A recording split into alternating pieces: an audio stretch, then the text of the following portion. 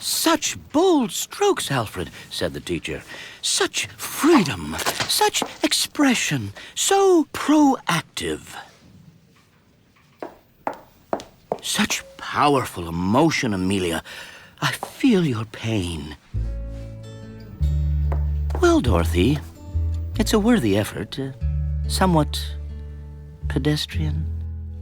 Oh, this is the place where the fishermen gather in oilskins and boats and cape hands battened down. All sizes of figures with squid lines and jiggers. Her mother was a world champion bodybuilder, and her father was a successful marketer of food additives. But despite these advantages, Dorothy Sue Ann Murgison had a few problems.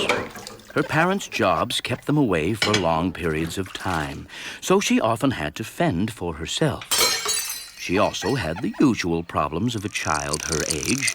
Her watch didn't keep very good time, her shoelaces would never stay tied, and sometimes her pets forgot to be fed.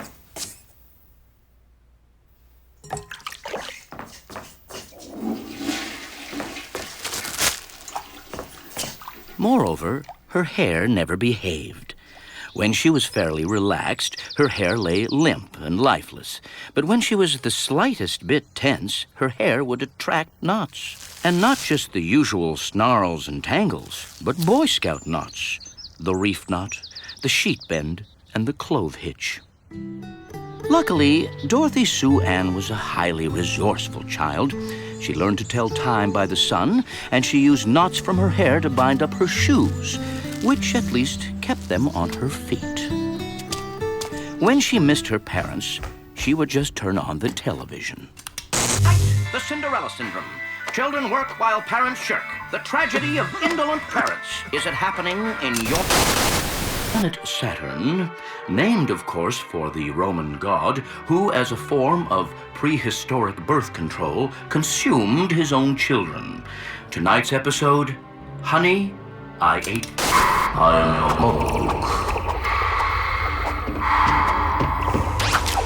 know. Dorothy enjoyed the TV shows, since they made her feel better about her affectionate, though often absent, parents.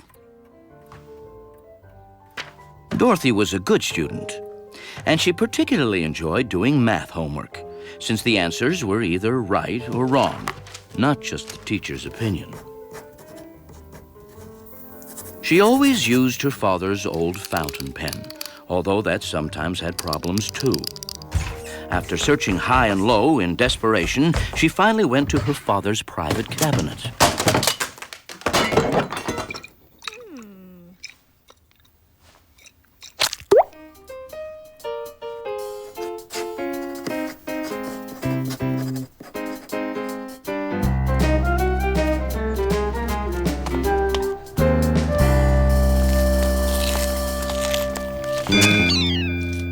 On the way to school, Dorothy noticed caterpillar in her math homework.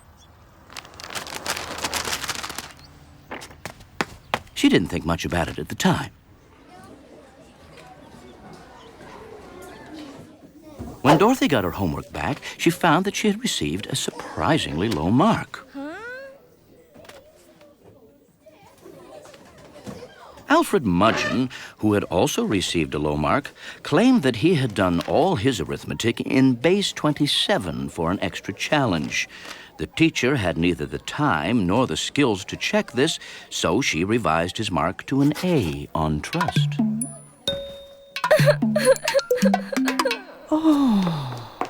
Amelia Prendergast pleaded that she had been too exhausted from doing all the housework to think properly.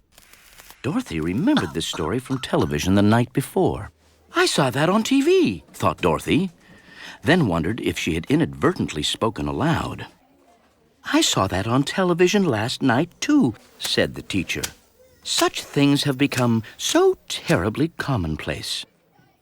The teacher gave Amelia some extra marks for smiling through adversity. Dorothy checked over her math paper and noticed that some of her most important decimal points were missing. She remembered the caterpillar in her homework and thought of a possible explanation. She did not believe in blaming others, even when they were at fault. But making excuses had worked so well for Amelia, and she didn't think the caterpillar would mind. "I think a caterpillar may have eaten my decimal points," said Dorothy.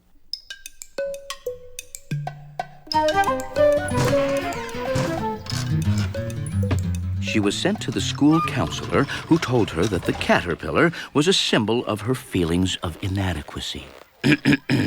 "No doubt your parents compare you negatively with your siblings." "I have no siblings," said Dorothy. "Even worse, comparing you to imaginary siblings. Forget the caterpillar. You must search for your inner butterfly." He treated her with magnetic fields and weak tea.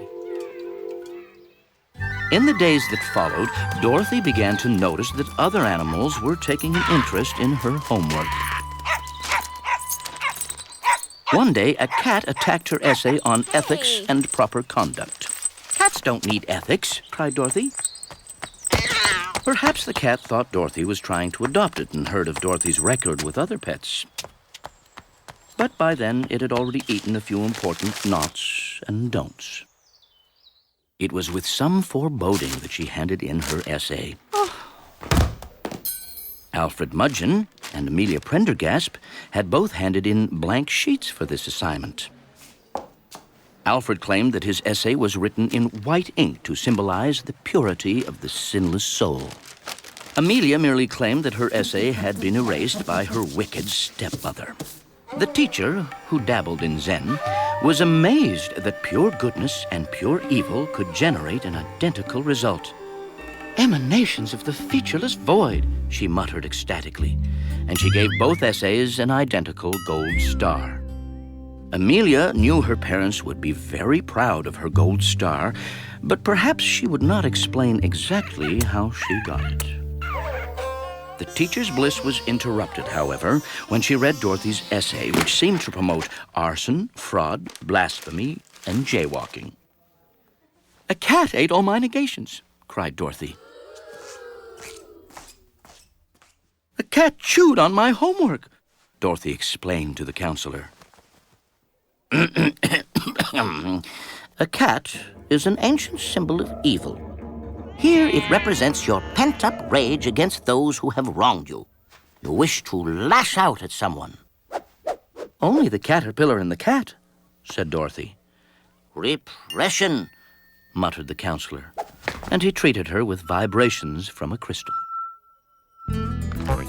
In the days that followed, a rabbit ate her English lit, a dog chewed on her reproductive biology, and her classical philosophy was slowly absorbed by an amphibian.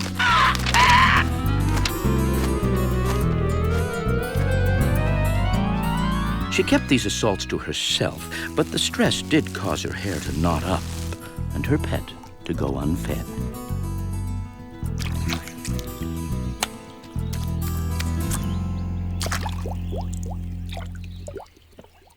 One morning, Dorothy attempted to avoid animals by taking a new route to school, one that took her by the dockyards.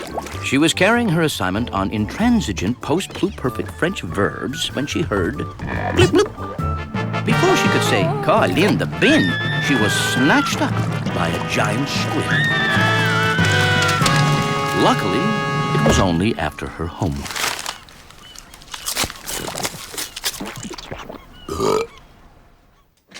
"A squid ate my homework," cried Dorothy. She didn't stay around to hear about how Alfred had done his homework in ancient Aramaic for a greater challenge, or how Amelia's homework had been dissolved by cheap gin. She simply headed down to the counselor's office, where she would surely be sent anyway. There she was treated with mild electroshock and told that the squid was just a symbol of her overbearing parents.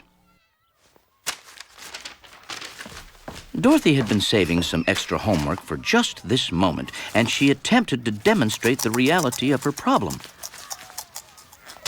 But the counselor was too busy chewing to pay attention. While the counselor munched, Dorothy noticed that the squid was still raising havoc in town. If the counselor could only see the squid, perhaps he would realize that it was more than just a symbol.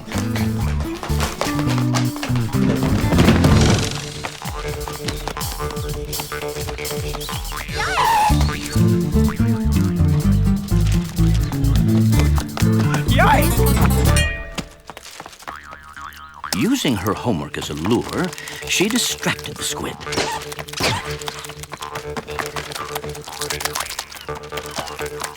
She hoped to lure the squid back to the waterfront, where, as luck would have it, a squid jiggers convention was in progress.